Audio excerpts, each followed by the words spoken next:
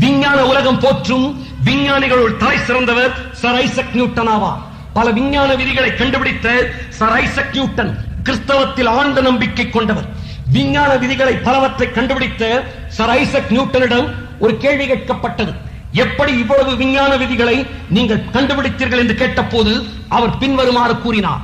அவர் சொன்னார், நான் தெய்வ நம்பிக்கையுடையவன். நான் இயேசு கிறிஸ்துவின் சொந்த ரட்சகராகவும் ஆண்டவராகவும் ஏற்றுக்கொண்டு ரட்சிக்கப்பட்டவன். ஆண்டவர் ஒருவர்தான் இந்த உலகத்தை எல்லாம் சிருஷ்டித்திருப்பார் என்றால் அவர் சில விதிகளின்படி இவ்வுலகத்தை உருவாக்கி இருப்பார் என்று இவ்விதிகளுக்காக தேடி நான் ஆராய்ச்சி செய்தேன். ஆகையால் அவற்றை கண்டுபிடித்தேன்.